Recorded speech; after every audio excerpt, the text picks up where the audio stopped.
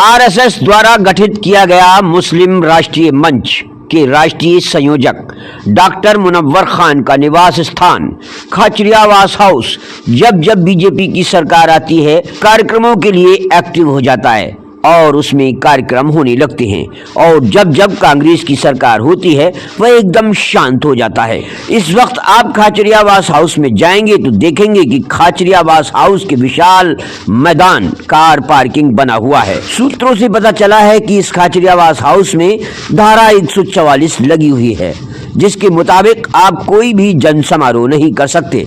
लेकिन जैसे ही बीजेपी की सरकार आती है इस खाचरियावास हाउस में कार्यक्रम होने लगते हैं।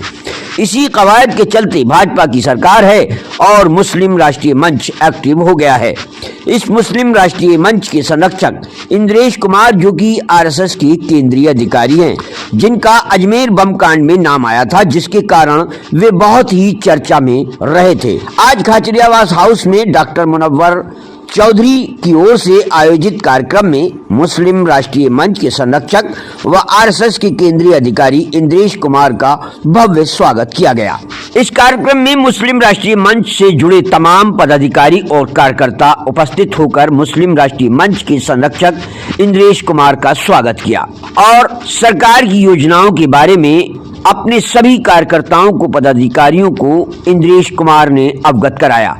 उन्होंने कहा कि हम जब विदेश जाते हैं तो वहां सभी भारतीयों को हिंदू या मुस्लिम, सिख, ईसाई नहीं बल्कि सिर्फ हिंदुस्तानी कहकर सम्मानित किया जाता है। तो हम हर धर्म के लोग हिंदुस्तान में रहकर सिर्फ हिंदुस्तानी क्यों नहीं बन सकते। गौरक्षा के लिए सभी को सचेत रहने व पर्यावरण और समाज सेवा पर भी इंद्रेश कुमार ने जोर दिया। उनके भाषण के दौरान जब आजान हुई तो उन्होंने अपना भाषण बीच में ही रोक दिया, जिससे मुस्लिम एकता की मिसाल सामने आई। इंद्रेश कुमार ने कार्यक्रम में कई मजहब की जुबान में भारत के लिए नारे भी लगवाए।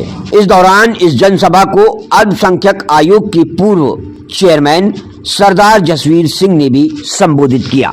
इस दौरान इंद्रेश कुमार व सरदार जसवीर सिंह ने क्या कहा, आइए सुनते हैं। सेवा और पर्यावरण प्रकोष्ठ के कार्यकर्ताओं से बैठ लिया जाए, इसलिए मैंने कहा कि मैं आज आ जाता हूँ, मुझे कुछ और भी काम है। कोई बड़ी सभा के लिए और जनसभा के लिए मैं आज के कार्यक्रम में आया, इसकी गलतफहमी ना आयोजकों को होना चाहिए ना आने वालों को होना चाहिए। घरेलू टाइप कार्यक्रम करेंगे, बैठेंगे। बाद में मुझे रास्ते में पता लगा पत्रकार भी आ रहे हैं, शायद कुर्सियां भी जरा ज़्यादा लगाई हैं। कुछ बातें आप लोगों के लिए कहूँगा। आप सब जयपुर के कुछ चुनिंदा मौजूद लोग वो हैं जो मजहब से इस्लाम मतावलंबी हैं, वतन से हिंदुस्तानी थे, हैं और सदा रहे। अच्छा। मैं राजनेताओं को आमतौर से कहा करता हूँ, दलों को भी, श्री गुरु ग्रंथ साहब और खालसा तब कौन थे? 1500 साल पहले इस्लाम नहीं था, उससे पहले अरब के लोग कौन थे? 2000 साल पहले यूरोप के लोग जब ईसा और ईसाइयत नहीं थे तो कौन थे? लोग तो थे। यहूदी कौन थे? बौद्ध, जैन कौन थे? शैव, वैष्णव कौन थे? तो कहीं ना कहीं जाएंगे तो we have a common ancestor. अब उसको क्या नाम देना क्या नहीं देना अलग बात है, पर we have a common ancestor. हम एक, तो जब इतनी मौलिक एकताएं देते थे, हम सबका डीएनए एक, means we are one from the roots. 10-11 फरवरी को हमने एक नया आंदोलन इसमें से लिया, डीएनए एक, आओ जड़ों से जुड़े। आप में से कुछ उनमें रहकर आए हैं पहले, पर उसके अब जमीन तैयार करके उसमें बीज डालकर खाद, पानी, हवा, रोशनी देने का काम चल रहा है। 10-11 फरवरी को उसकी एक कॉन्फ्रेंस भी है गाजियाबाद इंदिरापुरम में, कैलाश मानसरोवर में। जहाँ से मेरा वतन वही है। तो मीर अरब को भी यहाँ से ठंडी हवा मिली थी, और इस देश में तो सहिष्णुता की ऐसी मिसाल रही। यहाँ पर ना तो जीसस की तरह किसी को सूली पर चढ़ाया गया, ना सुकरात की तरह किसी को जहर दिया गया, और ना ही मंसूर की तरह किसी के टुकड़े टुकड़े किए। तो ये वो देश रहा है। भाई साहब ने अभी कहा कि हम शुरू में, बीच में और आखिर में अपने आप को हिंदुस्तानी माने तो सारी बात, सारा फसाद, सारी नफरत, सारी घृणा जो है ना वो समाप्त हो जाएगी। मुझे मोहम्मद करीम छागला की एक बात याद आई। MC छागला थे, बॉम्बे हाई कोर्ट के बहुत बड़े जज थे। बोलिए, आप लोग पूछिए। सम्मान से नवाजा है आप लोगों को। ऐसा है, मुस्लिम राष्ट्रीय मंच 23-24 वर्ष का एक बहुत बड़ा मूवमेंट है।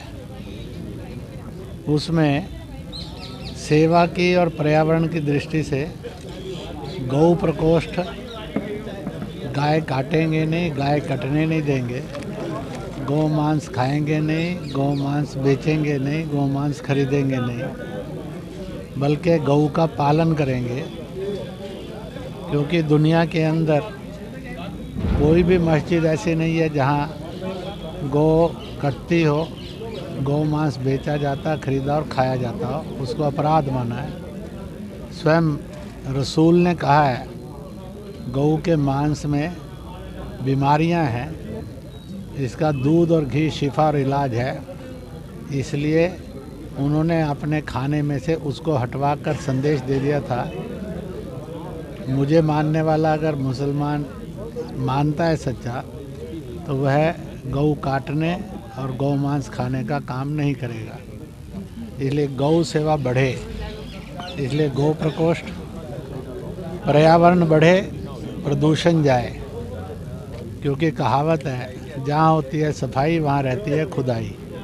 स्वच्छता चाहे दिल दिमाग की हो, चाहे शरीर की हो, चाहे बाहर की हो, उसके अंदर, स्वच्छता के अंदर एक किस्म से शांति का, विकास का, प्यार का वास रहता है। इसलिए कहते हैं कि सफाई में खुदाई का वास रहता है। इसी के साथ साथ इस बात को भी सुनिश्चित करना, जो गरीब है, दुखी है, पीड़ित है, कमज़ोर है, असहाय है, निर्बल है, दिव्यांग है, उनको प्यार करें, सम्मान दें और मदद करें। यही मदद स्वर्ग का, जन्नत का रास्ता बनती है। इसलिए दुत्कारें नहीं, दुखियों को गले लगाएं, दुखियों का सम्मान करें, दुखियों को मदद करें। इन्हीं विषयों को लेकर, और हम कौन हैं, हम सब किसी भी जात के, किसी भी मजहब के, किसी भी जुबान के, किसी भी और सूबे के और किसी भी पार्टी के रहने वाले होंगे, मानने वाले होंगे, और हमारी पहली और आखिरी पहचान और सतत पहचान है, हम हिंदुस्तानी, हिंदुस्तानी, हिंदुस्तानी। इस प्रकार से सब जिएंगे तो देश दंगा मुक्त होगा, छुआछूत मुक्त होगा, प्रदूषण मुक्त होगा, नारी के शोषण से मुक्त होगा। वह इसी के साथ साथ जो गरीब दुखी हैं उनकी मदद करने वाला देश बनेगा। आज नया हिंदुस्तान दुनिया में उभर रहा है, इसलिए 370-35 से हटी, देश दंगा मुक्त रहा। जबकि अलगाववादी, आतंकवादी नेताओं ने तो नारा दिया था तिरंगा कोई उठाएगा नहीं। 15 अगस्त 2023 को 8.5 लाख तिरंगा जम्मू कश्मीर में लहराते हुए दुनिया ने देखा है। इसी प्रकार से और इस देश के अंदर यह बात भी सुनिश्चित हो कि यह देश आज इतना है कि राम जन्मभूमि पर फैसला आया, भूमि पूजन हुआ, अब प्राण प्रतिष्ठा हुई, देश में कहीं कोई दंगा नहीं हुआ। ज्ञानवापी पर कोर्ट ने फैसला दिया, भड़कने भड़काने वाले लोगों ने बहुत कोशिश की, पर सब शांति से घट रहा है।